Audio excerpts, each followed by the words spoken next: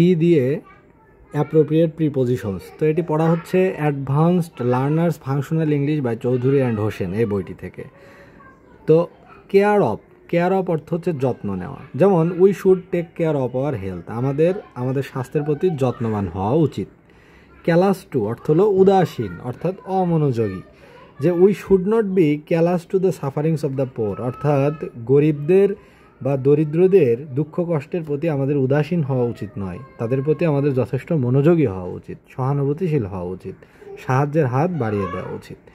Capacity for অর্থ দক্ষতা, we should have capacity for hard labour, অর্থাৎ কঠোর পরিশ্রমের প্রতি আমাদের একটি আগ্রহ থাকতে হবে, দক্ষতা থাকতে হবে।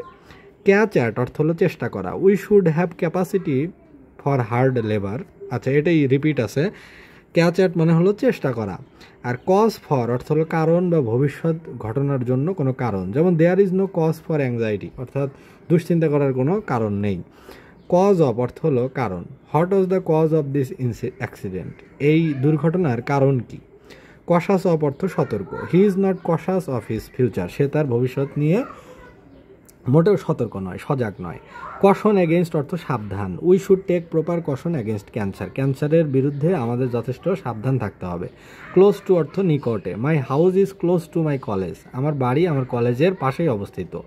ক্লু টু অর্থ হলো সূত্র, I found a clue to the mystery, আমি এই রহস্যের একটি সূত্র পেয়েছি। ক্লিয়ার অফ অর্থ হলো মুক্ত, we should always be clear of our dates, অর্থাৎ ঋণ থেকে আমাদের সবসময় মুক্ত থাকতে হবে। ক্লিং টু অর্থ লেগে থাকা, one should cling to one's plan, একজনের উচিত তার পরিকল্পনার সাথে লেগে থাকা। সার্টেইন অফ অর্থ নিশ্চিত, he is certain of passing the examination, সে পরীক্ষাটি পাশ করার ব্যাপারে নিশ্চিত ছিল।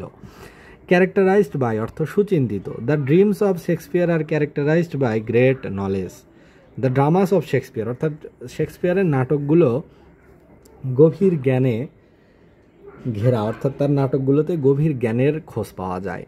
চার্জ এগেনস্ট অর্থ কারো বিরুদ্ধে অভিযোগ, হি ব্রট এ চার্জ এগেনস্ট মি, সে আমার বিরুদ্ধে একটি অভিযোগ আনলো।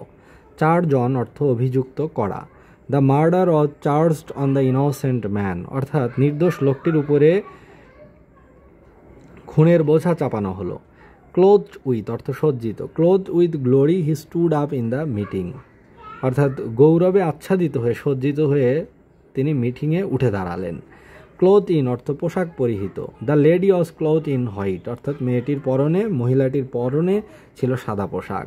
কমিউনিকেট টু অর্থ খবর দেওয়া, please communicate the news to my mother, দয়া করে এই সংবাদটি আমার মাকে পৌঁছে দিও। কমিউনিকেট উইথ অর্থ হলো সংবাদ আদান প্রদান করা, যেমন I shall communicate with my mother on the matter, আমি এই বিষয়টি নিয়ে মার সাথে যোগাযোগ করব বা কথা বলবো। কোইনসাইড উইথ অর্থ মিলে যাওয়া, his opinion coincided with me, তার মতামত আমার সাথে মিলে গিয়েছে।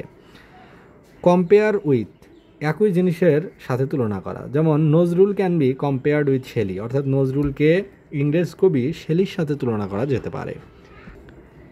কম্পেয়ার টু অর্থ অসম বস্তুর সাথে তুলনা, অর্থাৎ যাদের মধ্যে মিল নেই, যেমন life may be compare to flowers, অর্থাৎ জীবনকে ফুলের সাথেও কল্পনা করা যেতে পারে। কমিট টু অর্থ মুখস্থ করা, I committed the poem two memory, আমি মুখস্থ করেছিলাম এই কবিতাটি। কমেন্ট অন অর্থ মন্তব্য করা, হি কমেন্টেড অন দ্য লেকচার, সে এই বক্তব্যের উপরে মন্তব্য করেছিল। কমেন্ড টু অর্থ প্রশংসা করা, the teacher commended the book to the students. Common to অর্থ সাধারণ, death is common to all, অর্থাৎ মৃত্যু সবার ক্ষেত্রেই আসবে। কমেন্স অন অর্থ শুরু হওয়া, our examination will commence on Monday, আমাদের পরীক্ষা সোমবারে শুরু হবে। কম্পেনসেট ফর অর্থ ক্ষতিপূরণ করা, he will compensate for my loss, সে আমার ক্ষতির জন্য সে ক্ষতিপূরণ দিবে।